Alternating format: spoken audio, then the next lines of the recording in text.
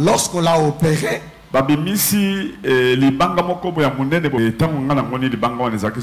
et lorsque j'ai vu ça, c'était étonnant. C'était dans le vessie. On a ouvert le vessie et on a trouvé tout d'un coup dans le ventre, dans le tuyau de sonde, à l'hôpital, docteur ba salanga ba examen ba lo ba ka ezaka infection ba bi infection to yebi yango lisusu te tango to lembi na hôpital siko to koti banganga nganga liboso to kotaki atimoli libulu akundi ngai. Quand tu attaques le pasteur, tu attaques Dieu. Voilà. Moutou a publié qui ouais. Maman was à Canada a publié qui photo wana. Elle est allée plus loin. Ko publier na photo nanga ke yo zo défendre pasteur Walesa ta la finga ngai ya loba nanga mambebele na zamukala so bazwaka na sima na ba vaseline na loba mambebele. La force c'est que pasteur Walesa c'est un serviteur de Dieu. OK. Il est traité en alliance avec Dieu. C'est pourquoi zo mona le kola bato zo zonenga ko ko isayete. Ne mo besoin créer ba mambo. Et ça là qui passe. Si ce sont des choses qui attaquent les hommes de Dieu, mais ça là qui m'a bé. Pourquoi est-ce qu'il faut pas combattre niveau wana? Soit bazala ya nzambe te nzambe siko comme la sabango ou bien bazala nzambe ba kwei kaka te o mama ikalamba za mwana ye abeka ke na ndako lobi na buto et Mike vient a sololi na ye a conseiller ye a ébicier ce qu'il doit faire et ce qu'il ne peut pas faire. Tout le monde parle. Mike a sali fausse sortie médiatique. Pourquoi il a réagi? Pourquoi Mike a fait? Et Mike ba lobby, Mike Zawadi, Mike Boye. Il le la yebi angote mais azo ke bazo tangé na mabe mingi. Ateza vérité. Mais on te va tangé za mwana na ye. Ce qui ba yaka na yeka pas passer wala c'est ba samela. Nzamba ora bibisango spirituellement muto bikipe. Mais le la ba yaki pas passer à samela ba ke hôpital. Passer à sameli ba ke hôpital pour le bomba maki et ke mona na kuna. Au mona mai ndombe batambol na bopito nyonso et le mona na gate. Mutu ba si ba sala opération ba bimisi libanga wana. Et si alali azana sonde pour asuma il a na sonde na kolala wana na hôpital amoni eloko zo bimi na nzoto na ye ezo tambola na singa sonde wana amoni eloko zo tambola bengi batu ba yeba bando filmer ngo eloko nini amoni ezo tambola ti eza vivant ne matotala neza na bomoi eke vanda sko na caisse wana na sachet wana masuba oya sonde batiela ki eloko bimi na nzoto na ye tamboli ti nyoka wana vandi. C'est-à-dire la puissance, quand bien même comme un médecin, là, on va salir l'opération, on va mais puissance en Nzambe, le pasteur laisse à Samelaki. Nzambe masala ke loko etika la ke bando mele masuba. E bimasi, ko pas passer à Samelaki maladie. E mona na gate e mona na. Pasteur laisse à Nzambe Nzambe. Place esprit Nzambe zali dans le chaque fois il y a une diversité de témoignages. On dit bato nyoso ba ya ke l'église. Mutu nyoso za na problème. Le lo bato zo bengo to zo bisoke. Sala mamba passer bazo sala mamba soni, photo zo na catholique, ba passer à l'église de réveil qui ndumba. Là ba mebo batal na libumu, ba passer l'opération que to ye banini ezo na vessi na ye. Ya masuba po masuba bimate. Batal na vessi ba kuti libanga oyo moni. Zana ba metie pa banganga. Kuna pas la bino na maindo mais pour nga bakisi makasi hein basakata bana mboka baza jeté basali ba bibi nganga mo asali le kisi bakundi e batikeka mutu libanda basali ba cérémonie ti abimi boyeke ya kosuba asubite masuba toujours bloqué. On l'a amené le pasteur laisse à Sambeli ne ba ke l'hôpital bakuti libanga evani na vessi oyo bomara masuba babimisi libanga ba sokoli yango bakantize eloko nini basokola boye libanga c'est mutu azotambola na libanga na kati ya nzoto na ye. Shalom, c'est Papa Moïse prophète. Il y a église Hosanna. Na ye kopesa bino message de l'eau pour ba oyo bazala ba blocage, ba limitation, ba mari de nuit, ba esprit de mort, ba maladie oyo et si la kate. Mais mingi nazana besoin ya ba oyo ba tambola partout. Oyo ba luka ba délivrance, oyo ba mata kutu ba vio pour ko luka ba délivrance et simbate. Nazana besoin na bino boya pobo bika po ite ngonga na bino ekoki. Awa ba benga ngo terminus. Awa ndezali sika ba démonio surtout basukaka moto moko na ya ate azwa délivrance ka bikate na le salamate bangonio surtout babika avant kutu boya bofukama bosenga Saint Esprit ala kisabino soki Papa Moïse azali ya ye ou bien ya yete ako répondre bino tout de suite bokota na YouTube bobeta Papa Moïse prophète TV boko mona ba témoignage ba te belé oyo babika déjà oyo basala. nakumisi nzambe ya Ozana, nakumisi nzambe papa Moïse po abikisi nga na malade estomac. Na banda ko souffrir mingi na estomac. Ezaki soki kanginga nazo lala te, ezo sala pasi tina mukongo moto ezo bimangai. Kolia mate sou pasi, bablo msu kolia ngo très difficile. Depuis papa Moïse abondela pona ngai nazwa kimia. Nzambe papa Moïse asaeli nga minene abikisi nga na estomac, na melaka lisu pantomètre te na bwaka ba pantomètre. Merci Jésus, Nzamba Pambola Papa Moïse. Shalom, shalom, shalom peuple de Dieu. J'avais beaucoup de difficultés dans ma vie. Nazaki Moutaba Régé. Un peu partout là, où vous avez contrat, où vous Moussala, après quelques temps, Kakaboué, Mukolo compagnon Yinio, Kabou, sans raison valable. D'ailleurs, au Koutanana prophète Moïse, le prophète Moïse, Aza homme de Dieu. Aza homme de Dieu, tout ça va aventure. Aza vraiment Moussa Lienzambe. L'homme de Dieu a prié pour moi. J'avais des masques, masque à Régé. Et depuis que l'homme de Dieu a prié pour moi, je vous dis, tout a changé dans ma vie. Tout a changé dans ma vie. A changé Nyonsor. Nzambe a fumé la porte. Mon prophète Moïse, que Dieu te bénisse. Depuis 2012, ils ont yokaté. Docteur Baibisanga Eko Yokate. Na deux rendez-vous dans l'hôpital ya Minenen. Baibisanga Eko Yokate. Moi, je vais la opération pesate. En tout cas, na vanditi lelo na yoka na ngai te na lito na nga gauche. Mwana na yo komo na nani? Na yo ko lobi mwana na nga komo mwana na nga liboso komo na nani? Marcel. Nazo na kangika lito yo kaka nazo ko na oyo banda ko yo kate, ça veut dire que la yo ki zombe na ngai. Oh ma na pusi ku téléphone musika pour fait. My God. Nazo zela bino nyoso tout na moto.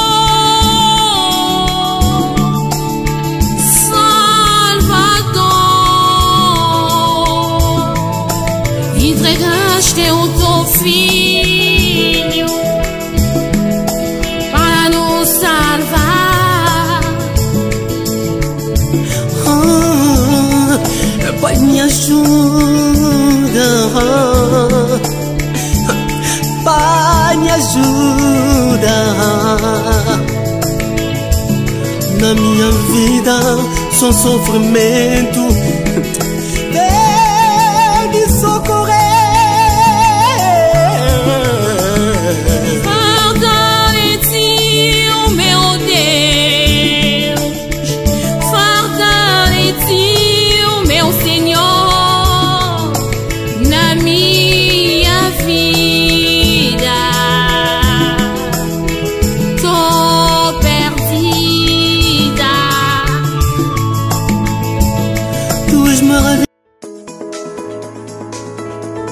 Pour une augmentation de la poitrine et des fessiers, utilisez la pommade Tozawatai. Grâce à sa nouvelle formule, mesdames, la crème Tozawatai augmentera vos seins et vos fesses, mais également vos hanches et vos mollets. 100% naturel.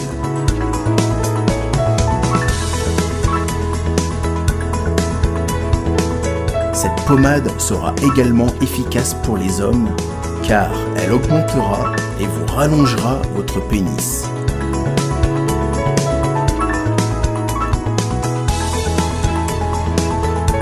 Alors contactez sans plus attendre Nicole Malonga au 06 05 50 23 18. 06 05 50 23 18 et via le site internet sur www.tozawatai.com. Une pommade, tout ce qu'il y a de plus naturel.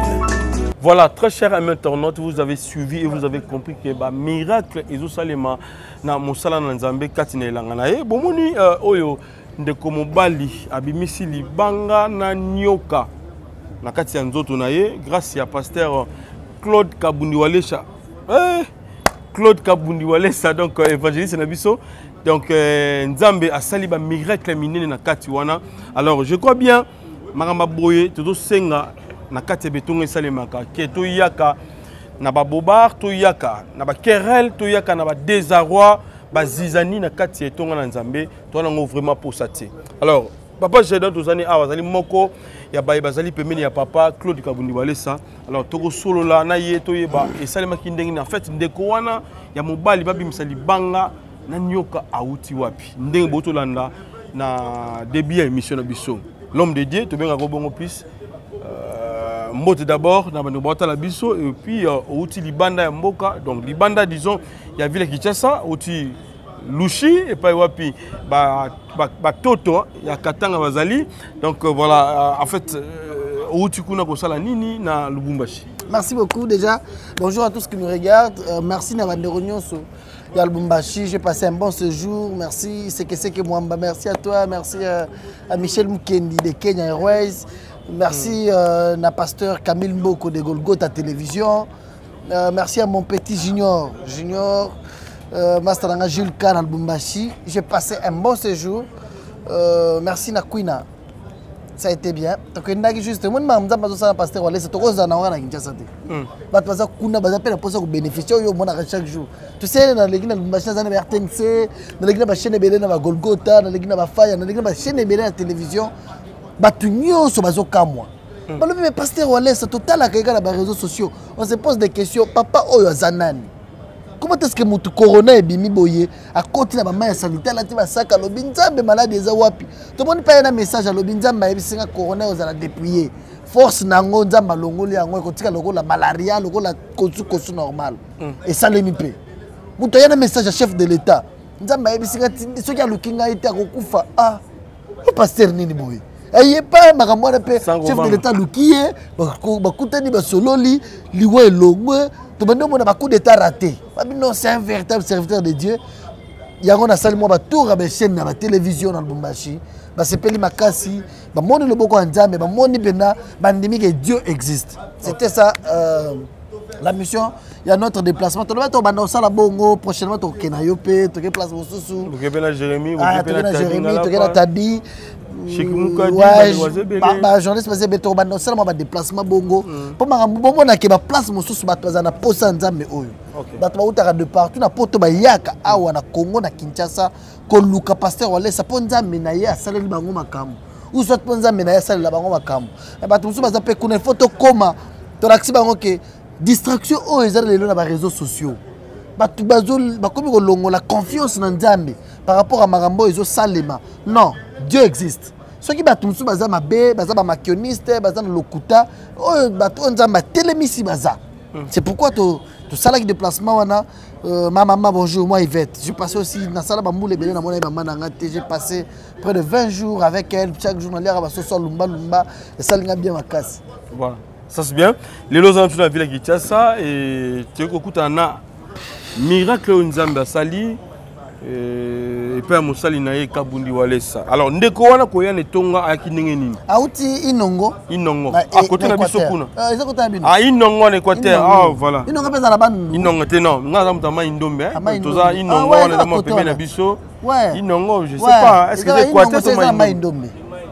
Inongo za Indombe na biso tango lobe Équateur wana ko bungisa ngai. Indombe. Na Indombe wana ko na biso ba kutu. Pona ngila ngashi. Telanga koloba na ye azana mo ba moi accent il y a tete là bato Équateur baza moi lingala moko baza na accent mo kasi biso bata ma Indombe normalement tozalaka en Équateur ya neti na ma Indombe donc tolobaka lingala tolobaka mnoka mboka moko boye voilà c'est ça à part balango eza kuna mais tolobaka lingala wana eza na accent kwang voilà moi accent wana auti nongo ça za muta côté na bino abelaki azana problème ya asubaka te OK tous les hôpitaux à côté na bino balobi eza infection à makasi c'est soit linga suba masube bimaka muke mo litanga ekati il a souffert à kondaka atikala ti mwana âge na wana atikala ti 25 kilos presque ça zo konda so ba mena hôpitaux tout batali ti bakuta keloko te na nzoto na ye et la famille a dit tozana noko na biso moko za na Kinshasa botinde na Kinshasa ya na Kinshasa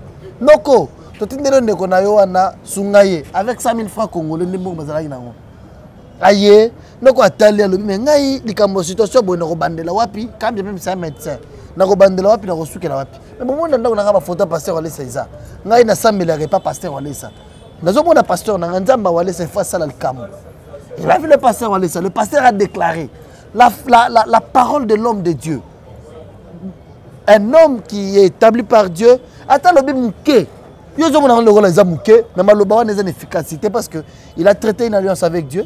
Il est dans l'alliance et Dieu opère de grandes choses dans cette alliance. Ba Samuel et Sili, ba memi muto, ba ki ba men hôpital ba les années. Là ba memi ba tel na libumu, ba passer l'opération, que to yeba nini eza na vessi na ye, ya masuba po masuba bimate. Ba tel na vessi ba kuti libanga o moni. Wa l'hôpital. L'hôpital. Awa na Kinshasa. Ne ba c'est l'opération na moni ba image ya hôpital. Zéro ba moni logote. OK. Ba nyokwa mi ba meti ninga zana ba meti pa banganga.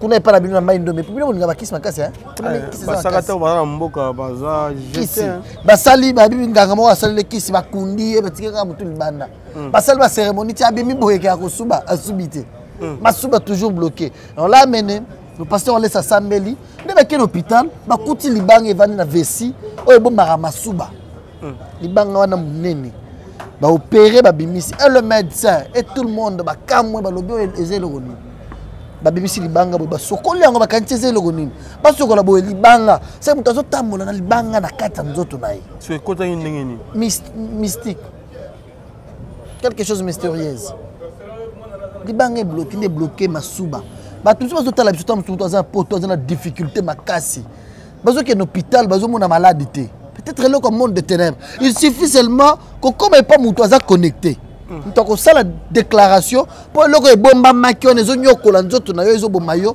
nzamba bimisango na pole papa Gédéon surtout on dit bien et le tout on appelle ba magicien belé ba betre so masolo ba ndeko belé ba sena nzambe pe belé ba loba et le ce que continue dans la spiritualité il faut bimaper dans la spiritualité trop comme on jamais est à la visible boy.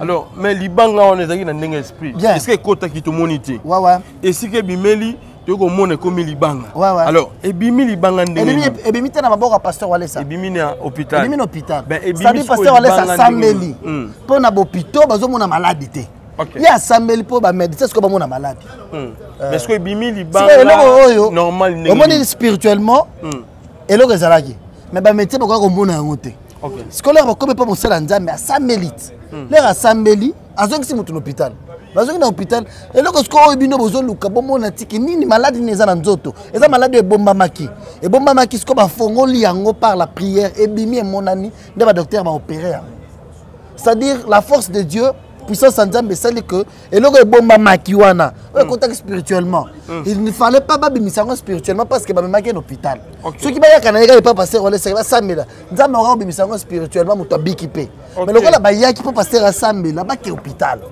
passer à sameli ba ke hôpital pour le ebomba maki et que mona na kuna au moins na mai ndombe batamboli na hôpital nyonso et le mona na raté. Tu as compris ce que Dieu a fait. Voilà, c'est juste ça. Ceux qui est passé, on laisse mon samela qui ti quand on samela pour mon bika. Mais on est médecin ailleurs au monde ailleurs. C'est pasteur comme moi non azana ndako nanga auti pas na biso kuna. Azana histoire situation boye. Ba yebi singa ito sala opération. Mais tu as évité de faire l'opération malade nini. Si on a bimisa une bonne opération. Non, pasteur a samela déjà au mutoya qui na ye noko na yaza médecin a contribué na hôpital place à Salaka a limité tu vas kataye salaire mais a aidé ndeko na ye. OK. Voilà. Il y a comme on a pasteur et c'est que pasteur dans la situation ndeko yo. Aza mwana ndeko nanga azobela mais malade des hommes na té. Mais ba yebisinga que il faut to biso to raisonner qu'il faut to faire l'opération. Mais tu éviter de faire l'opération malade ni. Le pasteur a sambeli pour le que ba no mona na té. Ba ko ba ke mona yango. OK. Nde babimisi libanga wana munene. Libanga munene vanda na vesi et blokaka ke asubate. Non, masuba siko wana mela wana nyoka. OK. Ouais, surtout dans la même vidéo nyoka wana nyoka na mulai presque 1 mètre. Mutu basi basala opération babimisi libanga wana. Esili alali azana sonde po asuba ila na sonde. Na kolala wana na hôpital amoni eloko zo bimi na nzoto na ye ezotambola na singa sonde wana. Amoni eloko zotambola bengi batu bayeba bando filmer ngo. Eloko nini amoni ezotambola ti eza vivant ne batotala eza na bomoi. Eke vanda sko na caisse wana na sachet wana masuba oya sonde batiela ki. Oh ya sonde. Ya sonde oya batiela ki. Eloko bimi na nzoto na ye tamboli ti nyoka wana vandi. C'est-à-dire la puissance, quand bien même comme un médecin, là on va saler l'opération, on va nyoka wana te. Parce que on a nyoka te. Ba ba moneka libanga. Mais puissance en Nzambe, le pasteur laisse assemblée ki. Nzambe asala ke loko etikala ki bando mele masuba. E bimasi, ko pas pasteur assemblée ki maladi. O mona na kate e monana. OK. Ne assemblée nyoka wana bimiti avandi, o moni avandi wana na caisse wana masuba. Do ba tiela ki ya sonde. Voilà. Alors na o salami Toloba ezanini. Alors force, tout peut secret. Il y a passé Claude Kabouni Wale ça ezanini. Pour makamoyo na betonga belé to ko mona ngoli société. To ko mona ka ngosumi ya pasteur Claude Kabouni Wale ça ezaka continuel. Ezokina ka semaine oyo miracle, semaine kuna miracle, semaine kuna miracle. Bato bazo tonda tona ka église. Nebité. Secret force ni vandi plus wapi. Puissance ya Nzambe ezakati na ye. Le grand secret que sorry. Parce qu'on est à Zamoussala Nzambe. Place esprit Nzambe Zali, dans le chaque fois il y a diversité de témoignages. On est battu sur Bayak en église. Mouton sans un problème. Parce que pour pas vendre bongo c'est que bon on a le bon Nzambe. Sur ce qui Nzambe Sali likam, nous on a témoignage, mais on doit vendre na ngote. Nous on a son Nzambe Sali toye to telemi. Bande ko bon c'est likate. Est-ce que tu ne te rends pas compte? Les gens vont bien compter sur que ça m'a passé parce que ça m'a sonné. Photo na catholique, va passer avec l'église de réveil qui Ndumba. SM. Église du Christ à la maison. Pourquoi? Désarroi, zizanie. Tu comprends Batouana? Biso to la sabango ke ceux qui kuna kindumba eza, ceux qui kuna désordre eza et pas na biso Nzamba za. Tala Nzamba zo sala. Mais on va tout mutakaliser pas na bino tout monde na réseaux sociaux. Mutakaliser muté pas biso. Ba associé pays on na kati. Kenga pela za mutakala. Te yo ya ko tia ba commentaire belé go lobela basala nzambe mususu mais pas na bino mo ba zo évangéliste mo na papa ada moko ya évangéliste na kati tonga ba mutakaliser kuna. De lokuta aza ya biso te. Ya bino neni bandi photo na pembe na évangéliste. Eh Mutwana c'est mon ami. C'est un frère dans la présidence, il est d'ailleurs de la famille présidentielle. C'est un ami pour moi. Il a un problème privé. Il m'a demandé qu'il voulait voir le pasteur Walesa. Il n'a même pas pasteur Walesa. Il a délivrance ici. Il n'a même pas fait un mois dans notre église. Du coup, ceux qui ont privé, ceux qui ont vrai ou faux, tout le monde a publié des photos. Le pasteur Walesa, il a mutakalisé. Oh, il a pasteur Walesa. Il y a un pasteur Samuel, il y a une photo de pasteur Walesa. Il y a une église, il y a une photo de l'église. Mais il y a un ami. Ouais, il y a une prière, il y a lié et sili. Il y a un problème, il y a besoin de délivrance. Pasteur Walesa, d'ailleurs, j'ai le message, j'ai nos conversations. Merci pour l'intervention, la vie, parce qu'il était mourant presque. C'est que je suis piégé dans moi, si je suis privé. Tout le monde a servi. Établi par Dieu. Comment papa Lopango, maman Lopango, na Toronto City, bango ba télévision ba terrain qui toko na Maluku 20 sur 20 na $4,000 à pas mokomi papa Lopango, komi maman Lopango. Ah, tu as la concession Toronto City. Tu as la commune à Maluku, na ville province de Kinshasa. Et concession Toronto City. Et après avoir ça, on a été surtout. Il y a immobilier, foncier et tout. Là, il y a géo, localisation, tout pour que tout pouvoir pour la situation. Concession est Bandiawa et si vous avez ma borne Oyo à 2 entrées. Raccourci à Makolo, na entrée Oyo, il y a Mutuka. Donc, raccourci à Makolo, c'est-à-dire à 15 minutes, vous êtes déjà dans Makadam. Oya Moulaï, c'est juste pour dévier, pour que les ailes soient fiables, donc c'est ça. Dans la situation, surtout, nous avons les avenues, les grandes avenues de 8 mètres, et des directions plutôt de 8 mètres et les avenues de 7 mètres. Alors que la parcelle Nabiso Ezali, il y a 20 mètres sur 20 ou bien 400 mètres carrés. Voilà, du fait que nous sommes juste à l'entrée, nous sommes National Cameraman pour que tu visites nous surtout. La réalité, vous voyez, les bornes sont là, les bornes cadastrales, et puis tu peux visiter nous surtout parce que c'est quelque chose à Moulay. C'est quelque chose à Moulay, est tellement facile.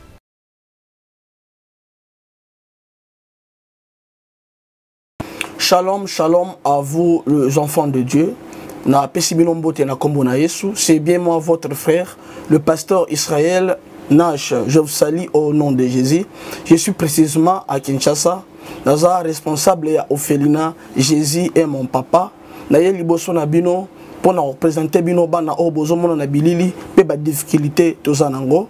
Na bandaki musala oh ça fait longtemps ya koboko la bana selon ainsi dit l'Éternel. Mais ba difficulté ezamingi difficulté ya loyer parce que tozo foutela et puis difficulté au foot la bana minerval pour to chute au bandaki to pesa qui avance mais tikali ndambo nazo banga ke bana oyo bakata classe bakoma nango na sukate. C'est pour cela Dieu m'a mis au cœur na lancé message oyo na batu nyonso ya motema malamu basunga bana oyo bozomona na bilili bana oyo bozomona na bilili ndambo na juna rond-point Ngaba ndambo Victoire ndambo limité et puis ndambo l'état pesingai pona bande kolanga nyonso ba congolais bobi ba réalité nini to passer nango na mboka soki nga simple individu na ndimi kozwa bana o na bokola na ainsi dit l'Éternel soki l'état s'est décidé to mona suba fazer na nzelati c'est difficile ya osala ngonga moko. C'est pour ça na zo lancer appel na bana nyonso nzambe pona classe ya bana oyo pona loyer na bango kolata pe kolia na bango na osenga na batu nyonso baza cœur sensible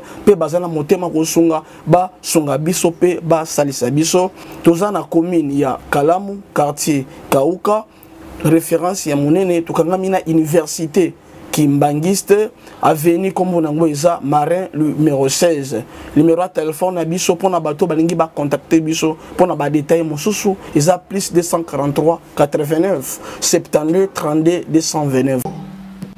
Azana no mwana moke, il était encore trop jeune. Azu maladie ya rein. Il a eu la maladie de rein. Ezo sala ke vesi na ye ezo misa masuba te. Il s'est passé que ce vessie ne faisait pas passer les bibi. Et comme il passe, ce qui a bimisi kaka mwa litanga ya masuba akobimisa moko esali 10 minutes abimisi esali 15 minutes abimisi kamwa litanga ka moko wana na kati ya pasi ya makasi. Avec autant de douleur, il pouvait faire sortir juste de gouttes par 10-15 minutes et c'est dans le douleur atroce que ça sortait.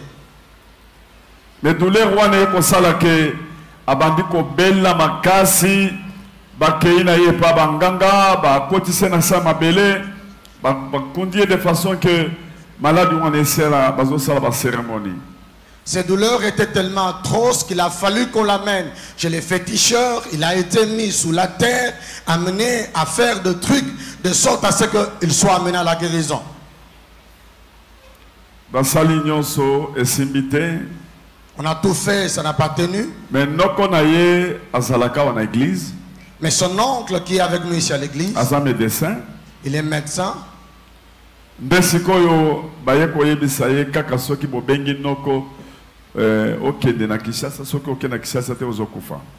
comme cela qu'on lui a dit qu'on doit appeler l'oncle, que tu ailles à Kinshasa, sinon tu vas mourir. Il était vraiment mourant.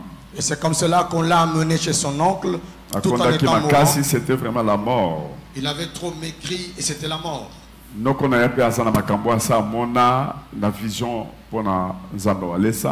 Son oncle aussi a des choses qu'il a déjà vécues dans les visions. Et salut que tango noko na ye batindela kembongo 100 000 dollars et 100 000 francs de bayaki nango na village ya Inongo. Et son oncle, on lui avait envoyé 100 000 francs et c'est ce qu'il avait amené des villages de Inongo. Akamati 10 000 francs à une enveloppe. Il a pris 10 000 francs qu'il a mis dans l'enveloppe. Il est venu donner l'offrande. Il s'est dit, je ne sais pas où commencer avec les soins de la maladie de cet enfant.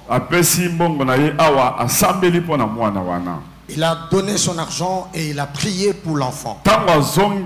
Lorsqu'il est rentré, il a commencé à prier. Il a appelé ses amis pour qu'ils puissent opérer l'enfant. Lorsqu'on l'a opéré,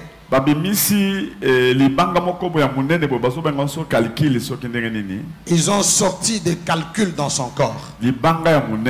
C'était de cette dimension à peu près. Et lorsque j'ai vu ça, c'était étonnant. C'était dans le vessie. On a ouvert le vessie et on a trouvé. C'était déjà attaché à la chair. On l'a sorti tout doucement. Et c'est sorti. Alléluia. Amen. Et lorsque cela est sorti, on peut nous la montrer, la pierre.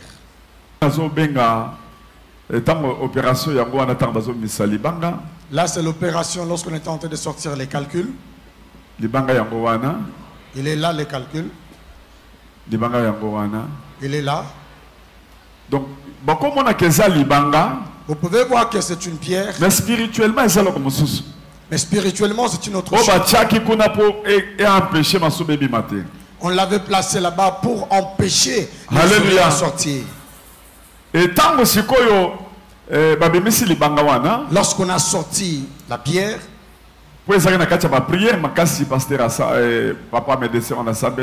parce que c'était en pleine prière que le médecin avait fait.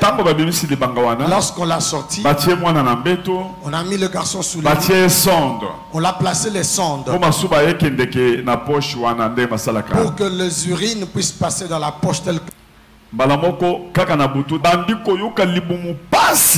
La même nuit, lorsque le jeune Jean a vu tout cela, il a commencé à avoir très mal au ventre. Il a senti l'envie de se soulager. Il avait très mal au ventre. Il est descendu du lit. Il a fait ce besoin juste là. Alléluia. Amen. Tout d'un coup dans le ventre, dans le tuyau de sonde, il y a eu un petit serpent qui a commencé à entrer. Vous connaissez le sonde, il est tout petit. Et il y avait le serpent qui sortait de il dit quelque chose me sort. La puissance sortait cela. Mais le vessie, on avait déjà enlevé la pierre. Ce qui sort, ça vient d'où? De sous Christophe. Le serpent sortait. Il était long comme le verre avec une tête. Il est tombé dans la poche. On peut nous montrer les images. Tala miracle nzambe ya Josal. Tala nyoka ndenge bimi. Masuba ya mwana pe ngefungwami. Oyo nzambe oyo ajosali kamwa nzambe ya kabundu alesa. Nzambe oyo ngana lobondela. Tala nyoka ndenge bimi. Tala nyoka ndenge bimi.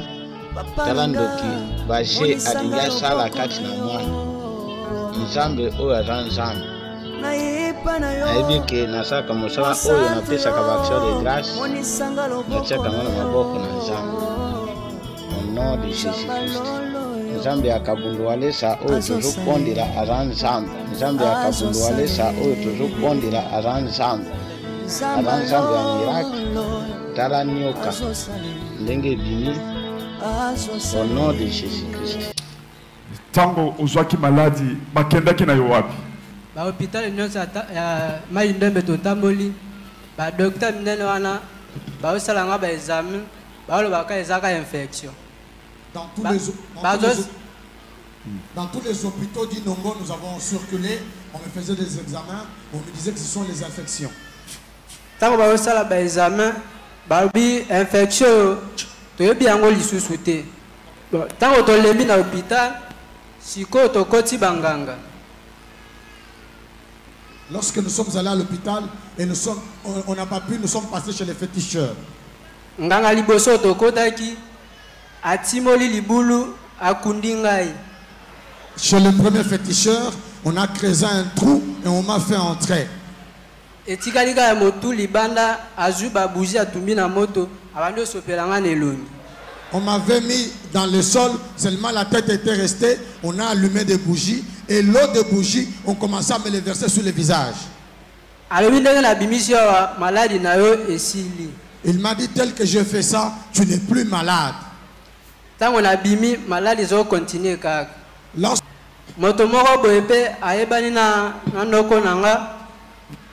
Il y a quelqu'un qui connaissait mon oncle. Il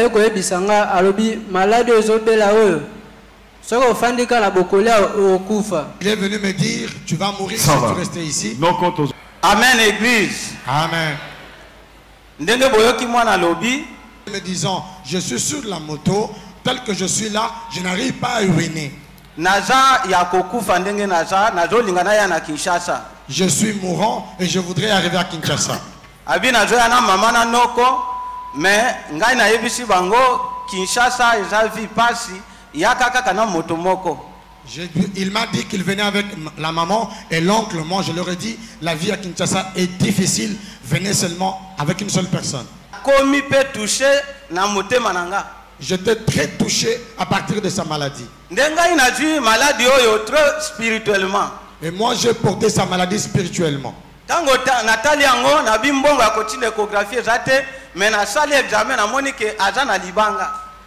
Je ne suis pas passé par l'échographie, mais j'ai fait l'examen et j'ai découvert qu'il avait les calculs. J'ai dit, je place cette affaire entre les mains de Dieu. J'ai demandé les 100 000 francs. J'ai enlevé 10 000 francs. J'ai pris l'enveloppe.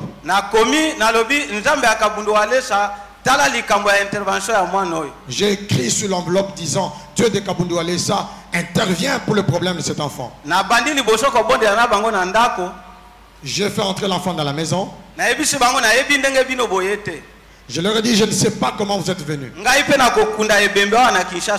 Moi non plus, je ne vais pas enterrer quelqu'un ici à Kinshasa. Même si tu es venu avec la mort. Regarde ma maison, elle est pleine de photos de notre pasteur. Tel tu es venu ici, tu vas trouver, c'est des 30 minutes après sa naissance.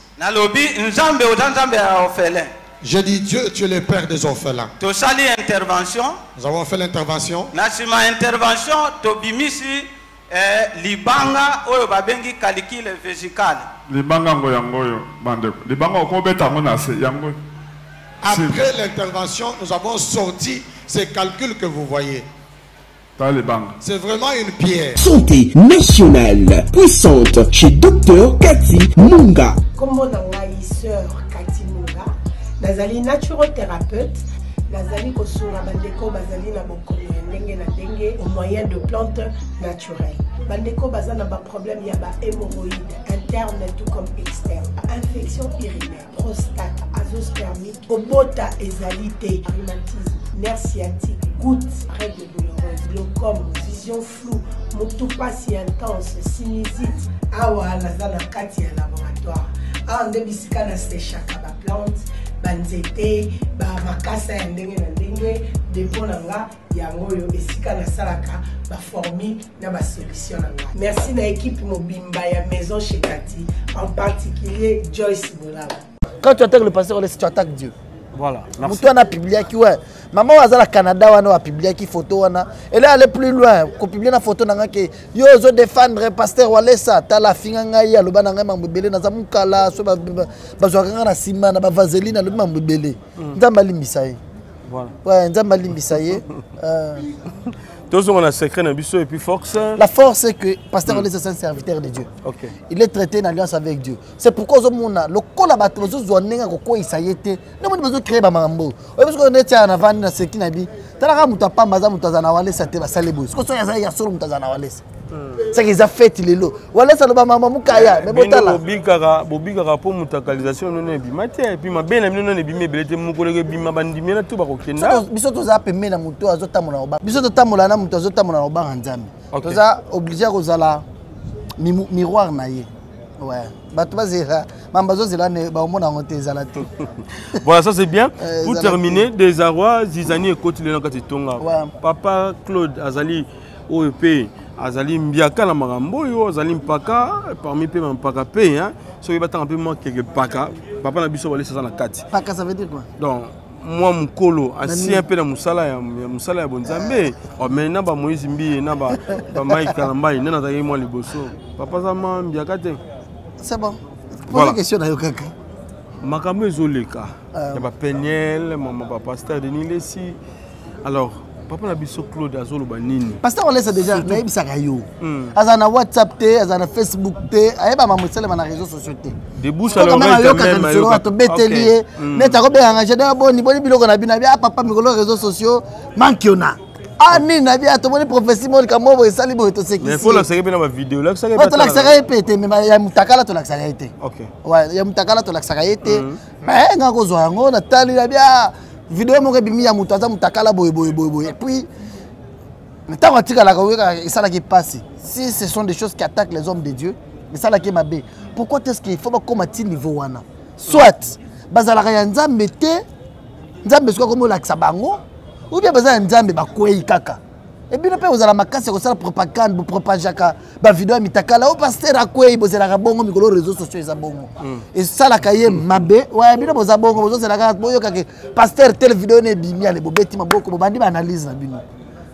Et ça lié mabe, c'est pourquoi enfin il s'est dit ne doit pas accepter au moment Kalamba Azamwana. OK. Ouais, Azamwana naye, il a dit hier il était avec la benga kena ndako. Non. Mike Kalamba. Na pasteur Walesa. Abenga kena ndako lobi na buto et Mike vient. A sololi naye, a conseiller, a ébicier ce qu'il doit faire et ce qu'il ne peut pas faire. C'est ça, c'est-à-dire ton ego zande bakamba boye papa wana ba ko benga bana. Non, pasteur Walesa benga Mike lobi. Mais bana ba pe manquement bana bazo respecter non, papa te bazo. Au moins que tu se retrouver na point nini. Yake tadingala paza mwana na yo. Mais tam soit comment très orgueilleux pas na yo. OK. Otikiye akomi pe garçon asomimi tuka comme tonga bandako akomi pe tadi azo manquer yo te. Mais ayebika ya Père Azame avanda. Parce que comme yo kasko ke mwana na yo, comme yo kasko ke mwana na bazo tanga ye na mabe chaque jour. Minduki monde entier bato comme yana minduki papa beta mwana na bomai. Motema ki bo papa au sala yo bité. Appelez d'abord Tadi. Pour bino zo ba beka Soufia cité Bethel. Ouais. Appelez d'abord Tadi. Tadi azawapia ya c'est mon fils. Moni Tadi vient vanda ne le passer le sasali. Abinepe, il a entendu aussi que tout le monde parle. Mike a sali fausse sortie médiatique. Pourquoi il a réagi? Pourquoi Mike a fait? Mike Balobi, Mike Zawadi, Mike Boye. Il a yebi angote mais azo ke bazo tangé na mabe mingi. Ate za vérité. Mais muto bazo tangé za mwana na ye. Ate bazo kosela ye. Mais muto bazo tangé za mwana na ye. Alobi non, c'est de trop. Mike Yaka. Abengi avandisi a conseiller ye, a pessier ligne ya kotambola. La qui sait ce qu'il doit faire. Il l'a fait avec un grand cœur, avec amour, avec un cœur ouvert, parce que c'est son enfant, c'est son fils. Il ne peut pas accepter que jusqu'à ce niveau, Mike Sali, Mike Kei, Mike Te. Mais Mike a besoin de maman banga la batumio. Ça ça la awa nanda kunanga. Azala ka pembe nanga. Malgré que déjà, aya. Na bende na matoi, s'il faut que bende na matoi. Na conseiller na la kiseo akoyi kosala na kosala te. Nzamba zana ye, nzamba sunga ya kende liboso. Voilà. Merci Papa Jadeo, Tokomi Nasuka, un mot na bande connu surtout il y a centre spirituel. Centre de réveil spirituel. Centre de réveil spirituel. Voilà, amen. On a plein de type de bénédiction to voir ngote. Et aussi un mot na bande bota na biso programme ils a comment pour le numéro de téléphone hein. Merci. La sur deuxième micro. Tanto solo no awa. Batebele bazota la biso. Bamoni ke tozo solo ga nzamba sali. C'est que tu commences à m'outer. Tu te relaxes, mais nzamba sali na nzela mosala ka bundu alesa. Tu finis m'outer. Po bozarata quand même on va na TV boyokaka. E mutakala na ye asali e bomoni ndeni. Mosala ba débat. Ba cher internaute on batala na mingi. Ah ba balingaka mutakala. Si ya bongo nde yo le bien mutakala wana. Nde batali mbango. Bido sko bolinga bongo. Voilà, je voulais vous dire seulement que Dieu agit, il est là, il existe. Tout ce que vous nous regardez, par le miracle, il y a garçon. Nzamba bimisi, Nzamba révélé ba médecin par la prière de son serviteur libanga et bimina libumwa mutu libanga et vandaki na vesi ya masuba mutu ko suba te anyokwami na ibite so yo kapasi ya bongo na bato zo ba blénorragie na vie bato ba maladie wana oya kindumba wana ba yebi passe bazana ko suba maintenant garçon âge na yo et là à côté libanga kindoke vandi na vesi et bloqué à suba kate ba sel bato ba hôpital mais lorsqu'ils sont venus voir l'homme de Dieu il a prié Nzamba fongoli. Je voulais vous dire ceci, Dieu agit, Dieu fait de grandes choses. Ce n'est pas tout le monde au Bazamabé. Hein? Aujourd'hui, nous avons un problème. Il y a Bassal Nzambe, mais se poser cette question. Au Congo, il faut que les catholiques, les pasteurs de l'église des rêves. Non, ce n'est pas tout le monde. Il y a des hommes de Dieu qui défendent le nom de Jésus-Christ partout. Pasteur Ole Samadi, Gédéon, attends, il y a Inde. Place bouddhiste, Jésus. Lorsque je vais arriver, je parlerai toujours de Jésus-Christ pour défendre le nom de Jésus-Christ. Jésus a batounaye. Bateau a établi, bateau balingaraye. Pasteur, on laisse établi par Dieu. C'est pourquoi nous sommes avec lui. Nous voyons la main de Dieu chaque jour. Nous avons des grands témoignages. Ezo Bakisama. Tu as quel problème? Qu'est-ce qui te dérange? Conditions à la rater. Il suffit seulement d'être connecté. Appelez-nous. Plus 243 85 42 53 682. Plus 243 85 42 53 682. C'est mon numéro. Nzamba Walesa Azali. Le Dieu de Walesa, c'est Jésus-Christ. Le Dieu de Walesa, c'est Jésus-Christ qui a compris que dans ces pays, dans cette ville de Kinshasa, dans ces pays, la RDC, dans ce monde entier, il a aussi ces gens. Azana Batunayo a été l'émission à établir. Notre prière chaque jour est que Nzamba soutenir. Ameme Mosika. Maman Lerina Kwamba, que Dieu te bénisse. Claude Erila Makaya. Salut à toi, Erila. Salut. Maman Perpétue. Maman Perpétue à Londres. Je te bénis. Je pense également à mon ami le Cash Money. Le Cash Money, Big Rosaille, Big Rouge. Salut à toi, salut à mon ami Didier Kaniki, le Ballon d'Or. Bonjour à mon ami Jean-Paul Mboma, il est bon. Le patron Jean-Paul Mboma, il est bon. Vous êtes très nombreux. Carlosquin, bonjour à toi. Bonjour. Na Cheval Blanc, Judith Congolo. Cheval Blanc, je pense à toi. Vous êtes très nombreux, je ne saurais pas finir avec vos noms. De partout vous nous regardez, de partout vous regardez cette télévision. Maman Katouala. Maman Katouala. Depuis la Suisse, que Dieu te bénisse ma maman, que Dieu bénisse notre papa, que Dieu...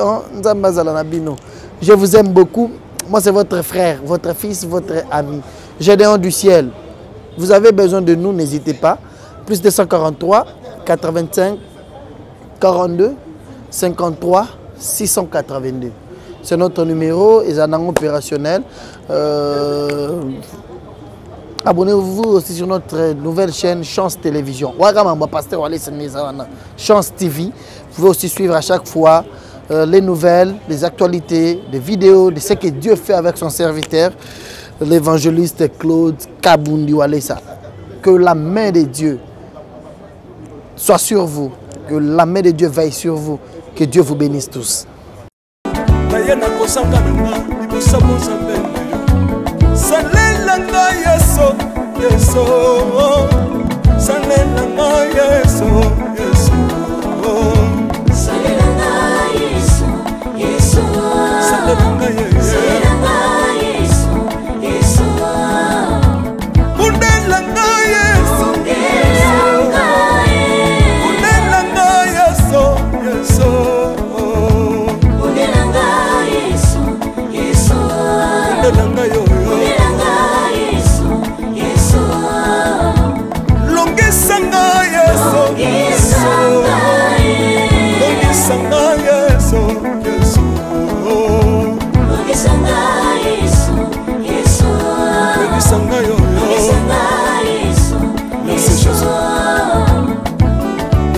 Bisenga senga nsanga londe na le bibi ya pesanga kabela nga bisenga senga Yesu moko nini ye bato bakolia pe na sima na ngai Yesu moko nini ye bato bakolata pe na sima na ngai Yesu moko nini ye bato bakovanda pe na sima na ngai na le bibi ya bisenga senga nsanga londe lokota ngai Yesu Yesu Lokotanga Yesu, Yesu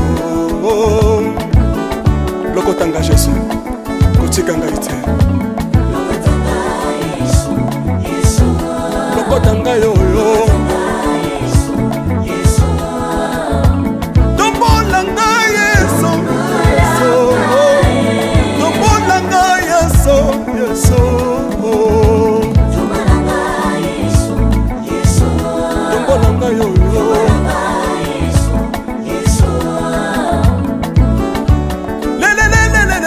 Mesa wafako Mesa wafako Watitishina nsambi watenzelela Watitishina nsambi watenzelela Yeso Lesa mukatanga Lesa mukatanga Lesa mukatanga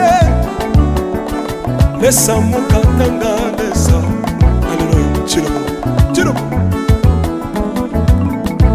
Soki na soyemba Opekisanga te Oyebite bisika nsamba lokotanga Oyemba buye Soki na koma kosambela Opekisanga te Oyebite bisika nsamba swanga Onasambela buye Soki na koma kobina Opekisanga te oyebite makambo nsamba asalelanga Onabina buye Nzambe nazobinela Azanzamba bosolo Oyo naza koyembela Yende nzamba libela Nzambe nazoyembela Azanzamba bosolo Oyo naza koteya Yende nzamba libela Lelelelelele